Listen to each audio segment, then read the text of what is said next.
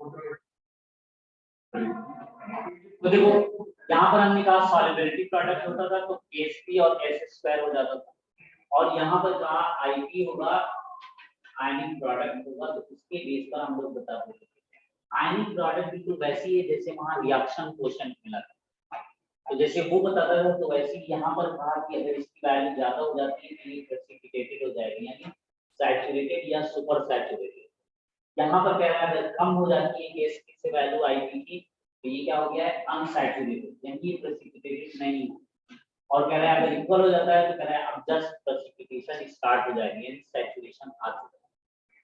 अब इसी में हमने कहा था कि एक हमने प्रॉब्लम को दिया था और उसके पार्ट किए थे। हमने कहा था कि अगर मान लो हमने दे दिया है KSP दिया हुआ है किसका, कैल्शियम कार्बोनेट का, और वो कितना है 2 × 10 पावर ऑफ -10। तो कह रहा था कि वेदर इट इज प्रेसिपिटेटेड और नॉट, कह रहा है इसमें से कहाँ प्रेसिपिटेटेड होगा और कहाँ नहीं होगा।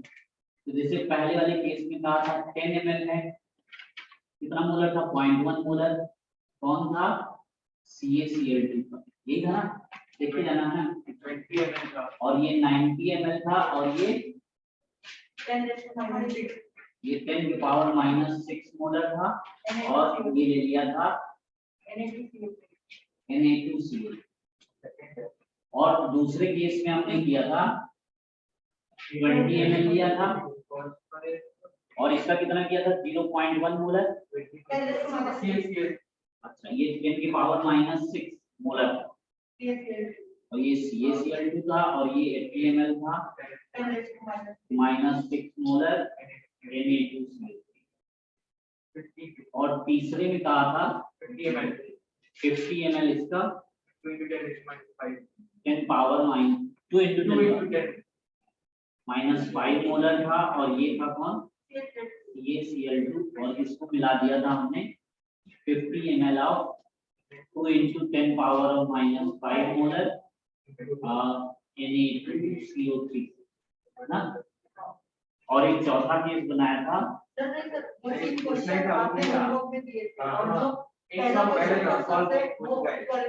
तो वो अलग हो गया था।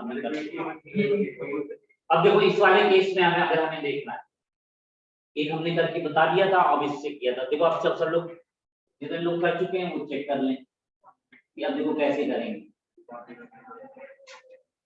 तो क्या रहता है इसमें, देखो प्रेसिपिटेट अगर हमें देखना है तो प्रेसिपिटेट देखने के लिए हम मिलीमोल्स निकाल, तो देखो पहले मिलीमोल्स निकालते हैं। तो कह रहा है इसके मिलीमोल्स कितने हो जाएंगे, तो कहा ये कितना है, देखो मिलीमोल्स इसके, मान लो कैल्शियम आयन के निकालते तो कितने होंगे 10 × 0.1 होते। अब अगर हम इसकी कंसंट्रेशन पता करना चाहिए तो मिलीमोल्स हो गए। अब कहते हैं अब हम कंसंट्रेशन इसकी पता करना चाहते हैं, तो कंसंट्रेशन, अब देखो कंसंट्रेशन ऐसा नहीं है कि कैल्शियम केवल इसी से आ रहा है, तो मोल्स इसके इसी से पता चल रहा है। और कंसंट्रेशन का क्या मतलब होता है, वॉल्यूम होता है। तो इसका है कुछ और इसका है, दोनों का मिलाया हुआ है, तो टोटल वॉल्यूम यहाँ ऐड होगा। तो इसका देखो 10 था, इसका 90 था, तो 10 में इसके इतने मिलीमोल्स थे, इतने मिलीमोल्स थे, और यहाँ देखो वॉल्यूम कितना हो गया था, ये 100 ml हो गया। तो ये क्या है, मिलीमोल्स है, और ये किस में आ गए, तो ये देखो कितना बन गया, ये देखो 1 बन गया, 1/100 means 10 power of -2 molar concentration होगी। अब कह रहा है दूसरे वाले केस, अब देखो इसी का यूज करेंगे आगे चल के, पीएच की वैल्यू ढेर सारी हुआ करेंगे, कभी साल्ट में मिक्सिंग करेंगे है ना, कभी वीक एसिड के साथ स्ट्रॉन्ग एसिड, और वो सब अभी देख लेंगे। तो सबसे पीएच निकालने का तरीका आ रहा है, देखो पीएच कैसे निकालते हैं, वो ये ऐसे ही हम लोग एच आयन कंसंट्रेशन, जब कई एसिड मिक्स कर दिया करेंगे तो वहां से सबसे एच आयन निकालना होगा, फिर उसमें देखना होगा अच्छा किसको नेग्लेक्ट करें, कौन सा वीक वाला है, और वही नेग्लेक्ट करके और फिर हम लोग तुरंत पीएच आएगा। तो कह रहे हैं यहाँ से कैल्शियम हो गया। अब कार्बोनेट देखो कहाँ मिल रहा है, कह रहे कार्बोनेट केवल एक ही जगह से आ रहा है, और वो कहाँ से आ रहा है, कार्बोनेट, यहाँ सोडियम कार्बोनेट से, और इसका कितना लिया है 90 ml, तो यहाँ पर कितना हो गया 90 × 10 पावर ऑफ -6 डिवाइडेड बाई 100, ये देखो कितना हो गया फिर एक 0 यहाँ से गायब कर दो और 10 - 7 तो कितना हो गया 9 × 10 पावर ऑफ -7 कितना हो गया। अब देखो आईपी निकालना है, दोनों को मल्टीप्लाई करो तो इसका आईपी क्या हो जाएगा 10 पावर ऑफ -2 × 9 × 10 पावर ऑफ -7 कितना हो गया 9 × 10 पावर ऑफ 9।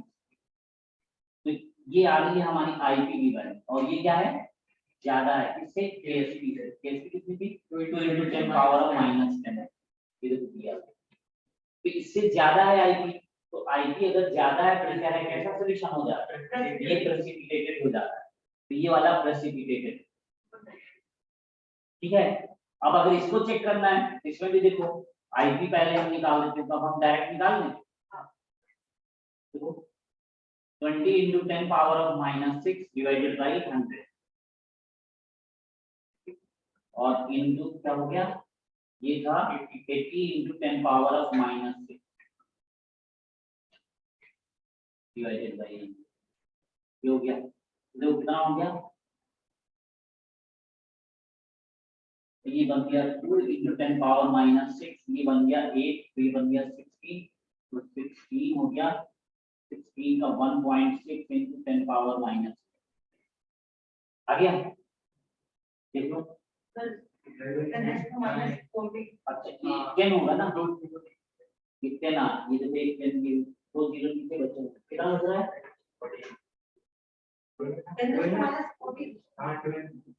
ये कितना है 2 × 10 पावर -5 नहीं माइनस ज्यादा हो जा रहा है 7 और ये हो जा रहा है 8 × 10 पावर -6 ये जो बन जा रहा है देखो कितना बन जा रहा है 16 × 10 पावर -14 14 में से 1 निकालो इसको 13 करो 1.6 और देखो कितना कम हो गया ये उससे बहुत ज्यादा कम हो। अभी जब बहुत वैल्यू कम होगी देखो बहुत कम हो गई है ये क्या हो गया ये प्रेसिपिटेटेड नहीं नॉट प्रेसिपिटेटेड क्या कह दोगे अनसैचुरेटेड नॉट प्रेसिपिटेटेड।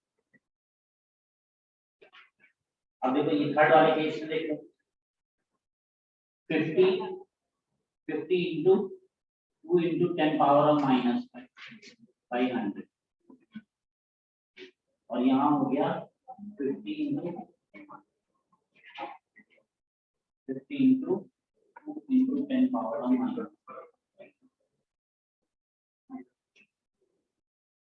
हो जाएगा 10 पावर -5 10 पावर -5 ये कितना हो गया 10 पावर -6 और वो कितना है 2 × 10 पावर -6। अब बताओ कौन बड़ा कौन बड़ा हो गया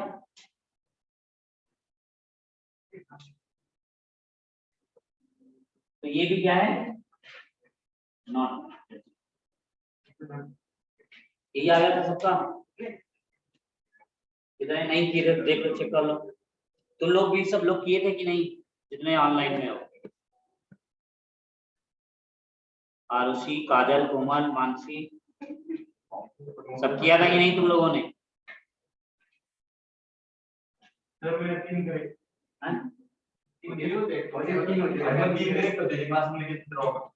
तो देखो ये केस हो गया।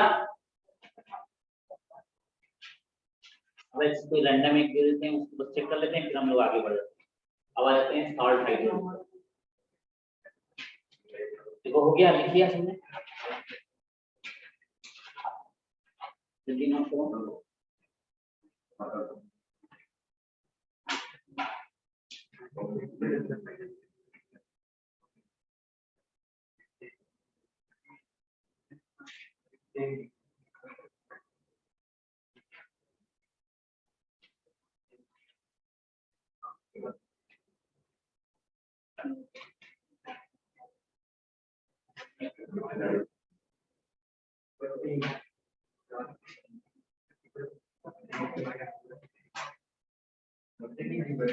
तो कितना आसान सा था और फिर भी नहीं करवा दो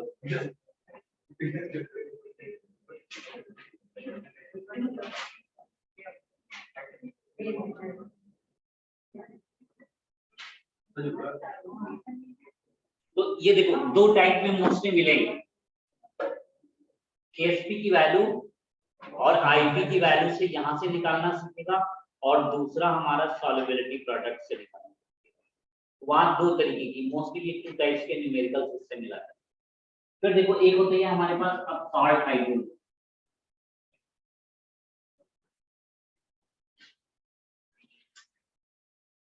देखो सॉल्ट हाइड्रोलिसिस में क्या होगा,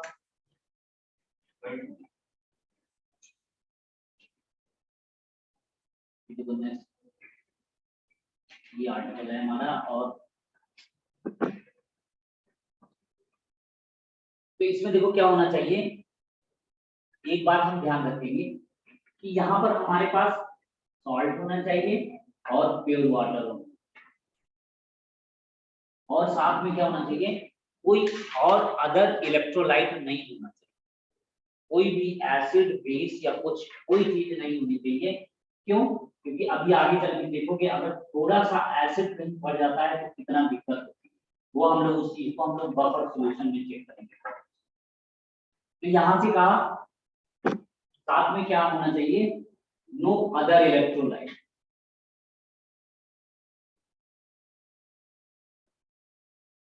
कोई और इलेक्ट्रोलाइट या एसिड बेस, इलेक्ट्रोलाइट का मतलब कोई भी एसिड बेस कुछ नहीं है। अब जरा देखो पहले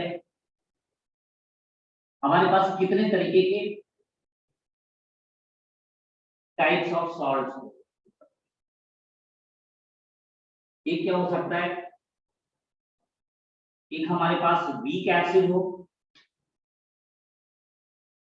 और क्या हो, स्ट्रॉन्ग बेस हो। देखो दूसरा क्या हो सकता है, हमारे पास स्ट्रॉन्ग एसिड हो और वीक बेस। तीसरा हमारे पास क्या हो सकता है, वीक एसिड हो और वीक बेस। और चौथा क्या हो सकता है, strong acid and strong base. अब जरा बताओ वीक एसिड कौन होगा, वीक एसिड का मतलब क्या है, बोलो। वीक एसिड मतलब एसिटिक एसिड हो और स्ट्रॉन्ग बेस का मतलब NaOH हो।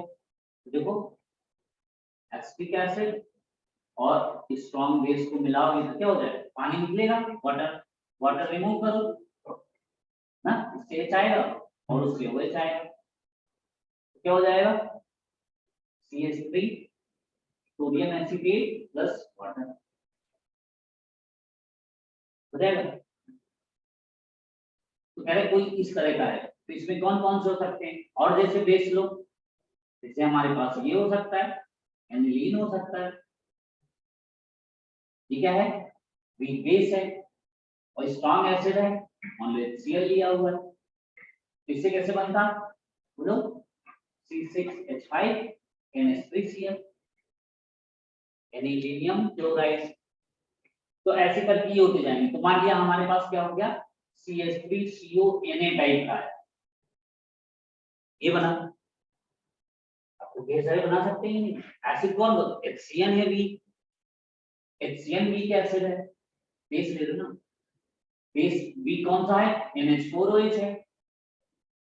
स्ट्रॉन्ग एसिड कौन सा है, HCl है, इससे क्या बनता, NH4Cl टाइप का ही बनता, नहीं ये वाला ले लेना। अच्छा ये तो वीक बेस की अगला वाला, यहाँ पर क्या है, वीक एसिड, वीक एसिड मतलब HCl ले लो और स्ट्रॉन्ग एसिड का मतलब HCl ले लो। स्ट्रॉन्ग एसिड का मतलब क्या ले लें, बेस नीचे बनाने का, देखो NaCN टाइप का, अब ऐसे घेरो बना सकते हैं ना, देखो दिखा दो,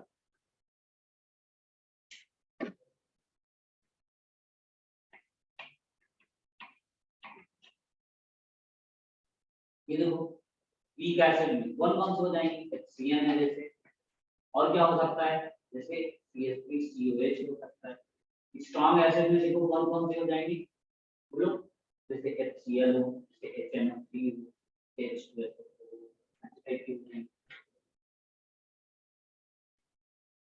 तो अब यहाँ से देखो हम बना।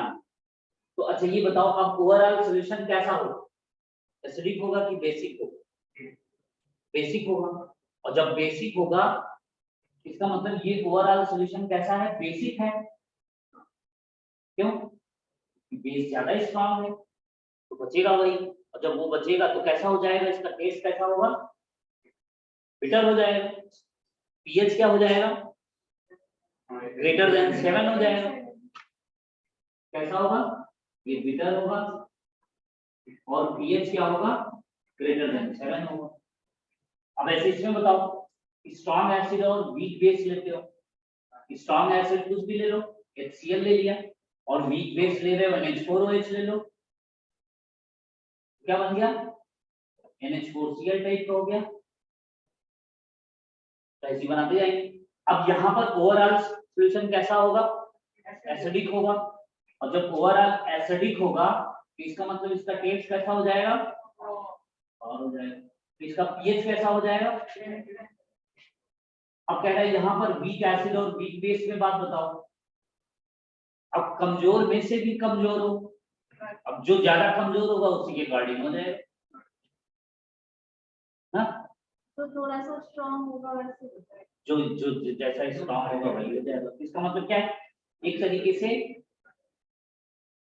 50-50 है। अब जैसे वीक का मतलब जैसे बहुत से लोग थे तो Na में 3 आयन लगा रहे थे, अब उससे भी कोई वीक मिल जाए वो कहते 5 होता है ना Na आयन में। तो आप यहाँ पर देखो कहाँ, यहाँ पर ये एसिडिक भी हो सकता है और बेसिक भी हो सकता है, वो डिपेंड करेगा कौन सा ज्यादा है ना, कमजोर में भी से कौन सा ज्यादा कमजोर है उस पर डिपेंड करेगा। यहाँ पर क्या है, तो ये क्या होगा, ये लगभग पीएच के नियरली 7 रहा, और ये क्या हो जाएगा, स्ट्रॉन्ग एसिड और स्ट्रॉन्ग बेस लेते हो, कह रहे इस केस में क्या बनेगा, मैं तो कुछ सोच रहा ही नहीं, ये कैसा हो जाएगा, ये इसका टेस्ट कैसा हो जाता है, सॉल्टी होगा, और ये कैसा होगा, और पीएच 7 समझ गए, न्यूट्रल, ये कैसा होता है, न्यूट्रल।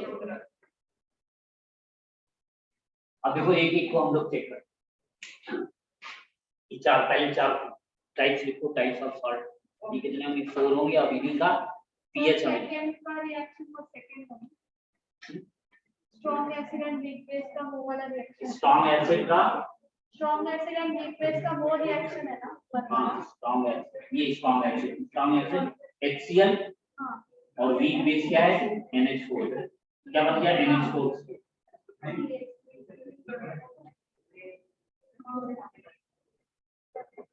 इसका बनाया है।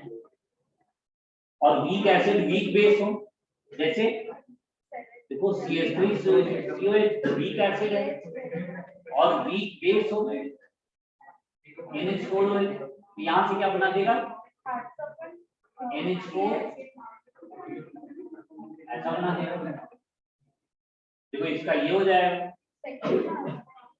स्ट्रॉन्ग एसिड स्ट्रॉन्ग बेस लेते हो, तो ये देखो कैसा हो जाएगा, कोई भी स्ट्रॉन्ग एसिड ले लो, HCl ले लिए, स्ट्रॉन्ग बेस NaOH, कैसा हो गया, NaCl। तो देखो पहला टाइप बेसिक बनता है,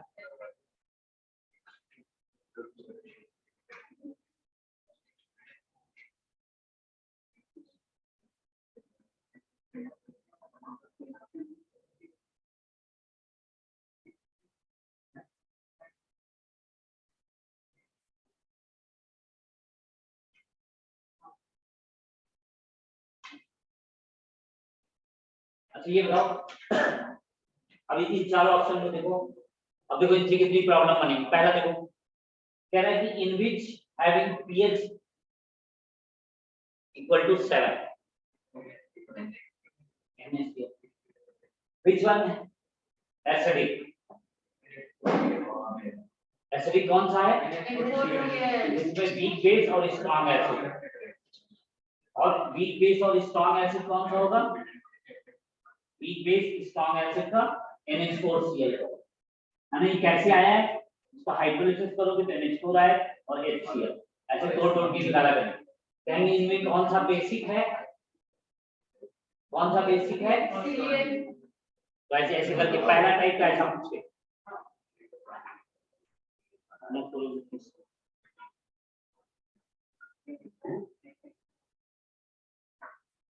देखो अभी भी बातें करो, क्या बातें करो, क्या समझ में आया कुछ की नहीं आया? कुछ पूछना है क्या? तुमसे पूछा करती क्या? क्या नाम तुम्हारा? हमारा नाम लिख दीजिए।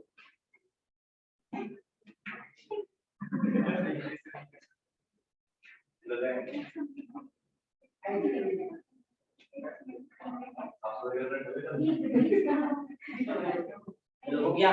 लिख लिया तुमने?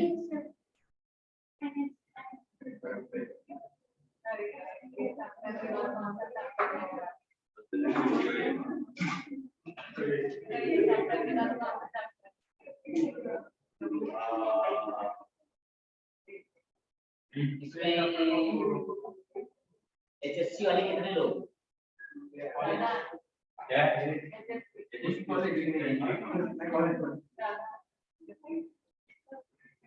देखो ये एचएससी का चल रहा है, ये 12th में आता है आने की लिए। सीबीएसई वालों को नहीं है और सीबीएसई वालों में 11 में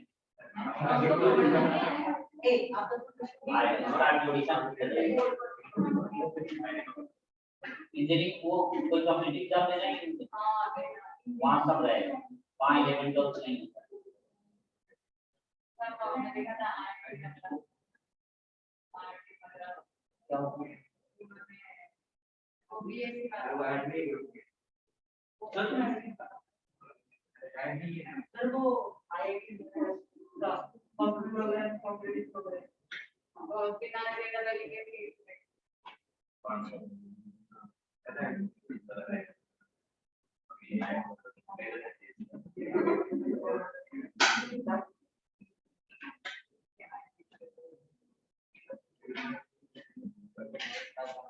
अब देखो यहाँ पर ये हाइड्रोलिसिस को देखना कैसे पास ले आएंगे और कैसे हम डेरिवेशन करते हैं मेन उसका है वो समझ गया तो यहाँ पूरी मान्यता करते हो। और जैसा एक होगा वैसा दूसरा वाला होगा, पहला और दूसरा एक जैसा तीसरे में थोड़ा होगा और चौथा आसान।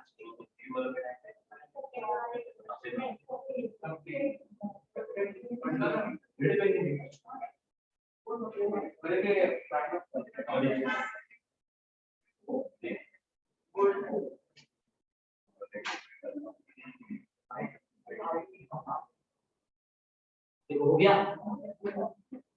अब देखो अभी कोई एक फॉर्म लो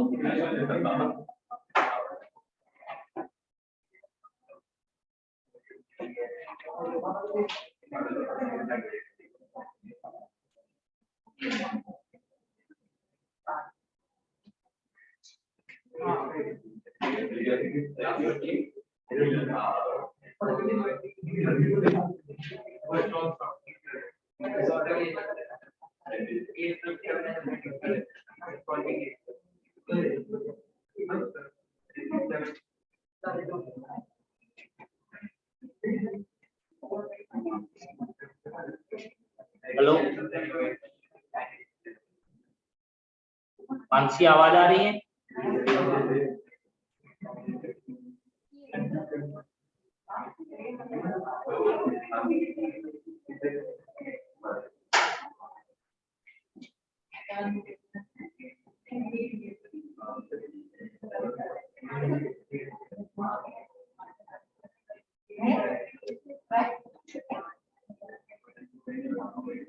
तो क्या हुआ, दिख तो रहा है साहब, क्यों आरुषि? अब देखो अच्छा इसमें वीक एसिड और स्ट्रॉन्ग बेस का अगर हमें कर तो वीक एसिड और स्ट्रॉन्ग बेस का अगर हमने लिया है तो अब देखो तुम्हें फिर से यहाँ पर करना होगा, यहाँ लिखोगे साल्ट हाइड्रोलिसिस होगा, साल्ट लेंगे और वाटर लेंगे और कोई अदर इलेक्ट्रोलाइट एसिड बेस कुछ और नहीं होना चाहिए। थोड़ा सा कुछ और अगर हो जाएगा तो बहुत गड़बड़ हो जाएगी। अभी कह रहा है प्योर फॉर्म में, चलो हमने क्या किया है देखो,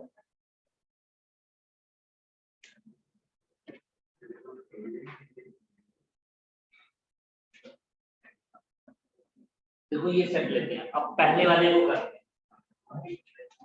हमारे पास कौन सा है, पहला था वीक एसिड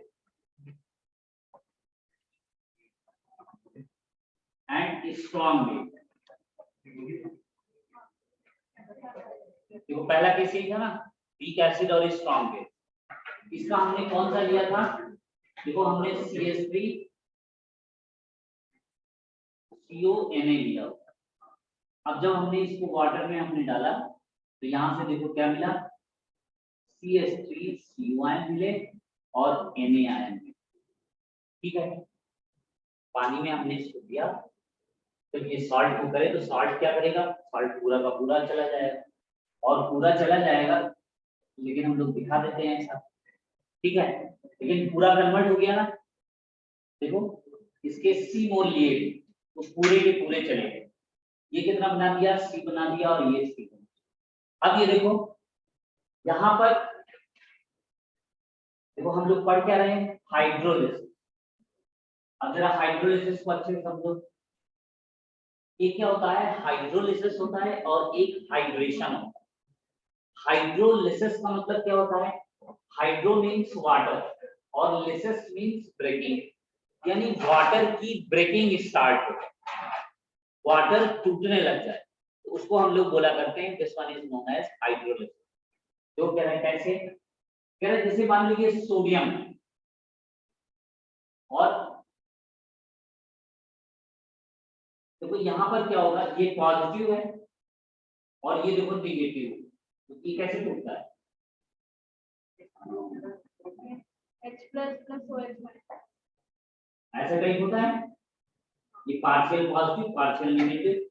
तो अगर ये पॉजिटिव वाला है तो पॉजिटिव वाला देखो होता क्या था, कह रहा है Na आया, Na ये कहां से आया होगा, NaOH से आया हुआ है और NaOH क्या था, ये स्ट्रॉन्ग बेस था और जब ये स्ट्रॉन्ग बेस था तो इसका मतलब क्या है, स्ट्रॉन्ग बेस किस लिए था, क्योंकि इसका Na आयन जो था वो खूब फ्रीली मूव कर सकता था, मतलब ये स्टेबल था, इसको कोई दिक्कत नहीं थी कि ये अनस्टेबल होता।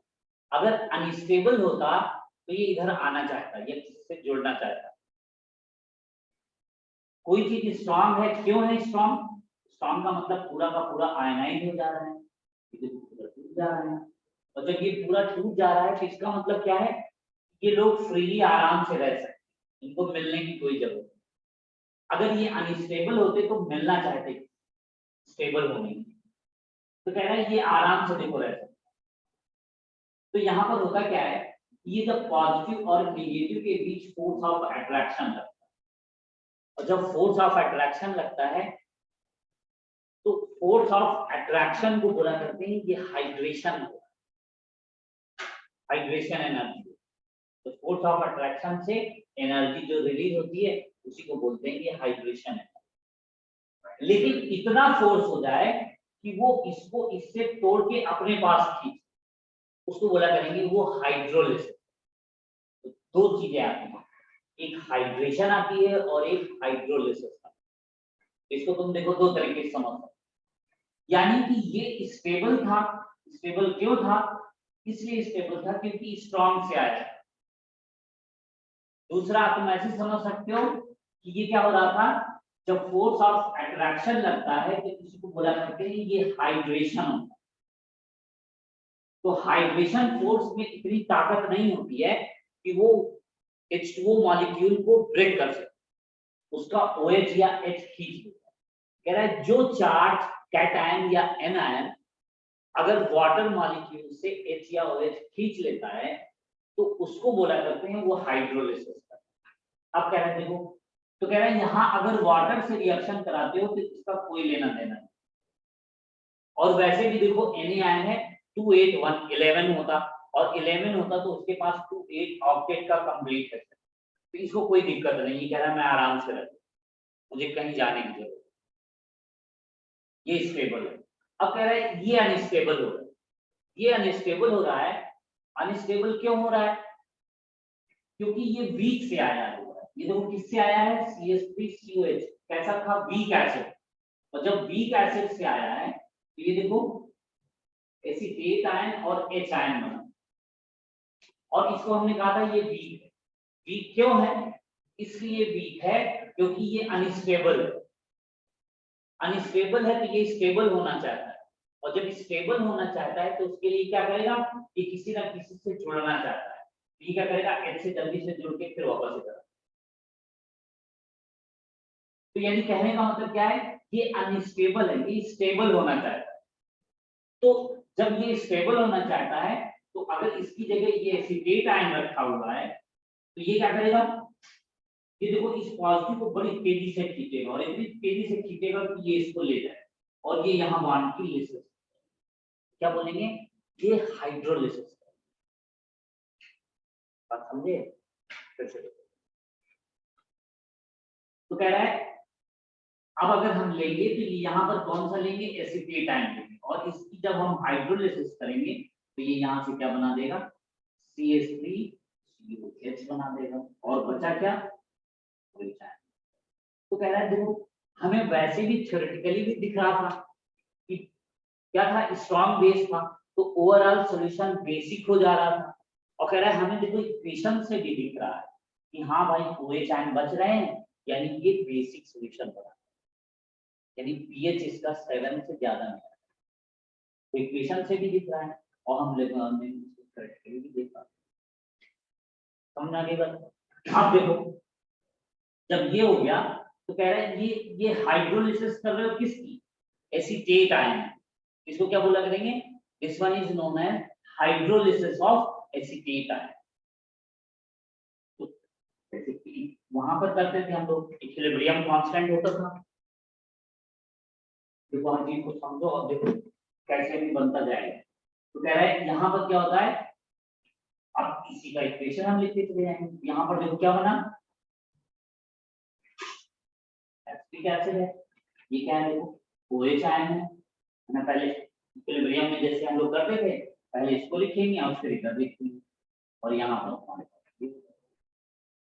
वो कह रहे वाटर को नहीं लेना है, क्यों, ये कांस्टेंट है, और वो जब कांस्टेंट है तो कांस्टेंट कांस्टेंट मल्टीपल करके हम लोग इसको क्या बोल देते हैं, यानी KH क्या हो गया, ये hydrolysis constant for acetate ion, ये क्या बन गया, this one is known as hydrolysis constant for acetate. की बात हो गई। अब देखो इसने क्या किया, कह रहा है ये देखो हमारे पास ये KH की वैल्यू, अब KH की वैल्यू है तो कह रहा है इसी को हम एडजस्ट कर। अब देखो इसमें क्या हम एडजस्टमेंट करते हैं, यहाँ पर हमारे पास क्या था, ये देखो एसिटिक एसिड और ये OH आयन था, और यहाँ पर क्या है, एसिटिक आयन। तो कह रहा है इसमें हम क्या करते हैं कि देखो H आयन दोनों तरफ से मल्टीप्लाई कर दिया, यहाँ भी देखो H आयन हमने कर दिया, और यहाँ भी हमने H आयन कर दिया, कोई दिक्कत तो है नहीं, दोनों कट गए, लेकिन हमने रख लिया। अब इसके रखने से हमें फायदा क्या हुआ, देखो H आयन और OH का मल्टीपल क्या हो जाता था, KW बन चुका है, आयनिक प्रोडक्ट ऑफ वाटर बन चुका है। और यहाँ पर देखो ये क्या है, ये देखो क्या है, ये देखो क्या होता था, कोई भी एसिटिक एसिड टूटता था तो ये इसको क्या बोला करते थे, dissociation constant for weak acid. ये देखो ये क्या होता था, देखो इसका यही तो होता था, अब इसको बोल देते थे के, यही बोले थे ना पहले। तो देखो कह रहा है ये यही तो दिख रहा है, यही है ना, तो यानी इसकी वैल्यू क्या हो गई, KH की वैल्यू कितनी हो गई, KW।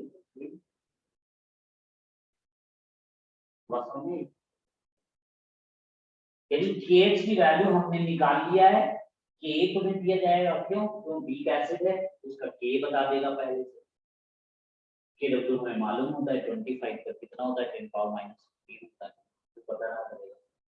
काट सकते ये भी बात है।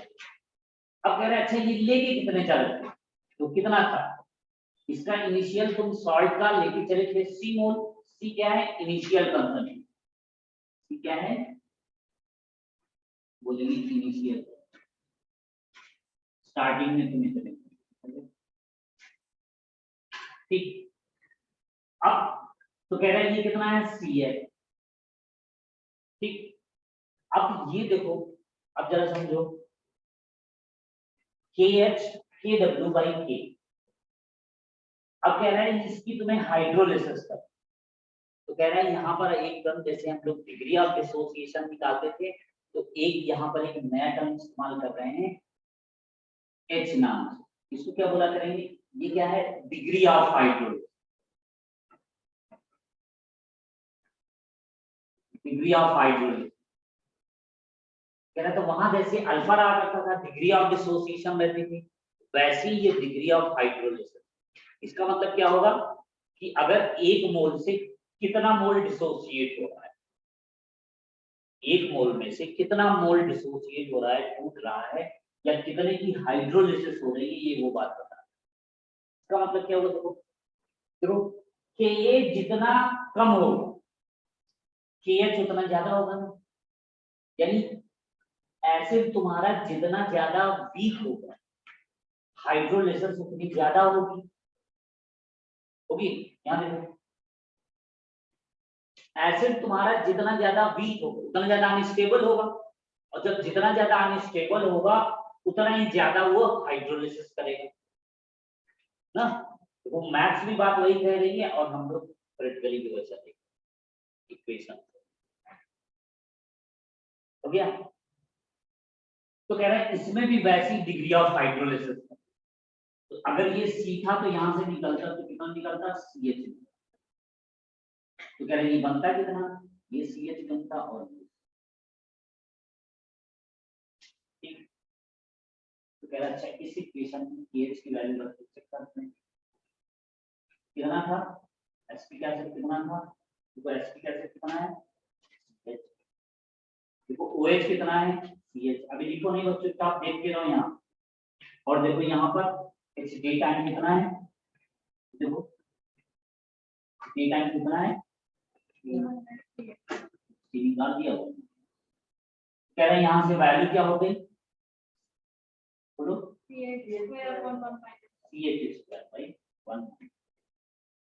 अब कह रहा है ये क्या होता है, यहाँ भी कभी भी 2% से ज्यादा नहीं होता है हाइड्रोजन, और जब 2% से ज्यादा नहीं होता है तो इसका मतलब क्या है, हाइड्रोजन बहुत कम वैल्यू में होता है, और जब बहुत कम में होता है तो ये हमेशा क्या करता है, तो इसी को हम लोग यहाँ पर ये कह देते हैं, ये जो H होता है ये लेस देन 2%, तो यहाँ से हमने क्या कहा 1 माइनस, तो देखो ये वैल्यू कितनी हो जाएगी, H is equal to C H square. KH की वैल्यू क्या हो गई, सी एच स्क्वायर। तो H की वैल्यू क्या हो गई, रूट ऑफ KH बाई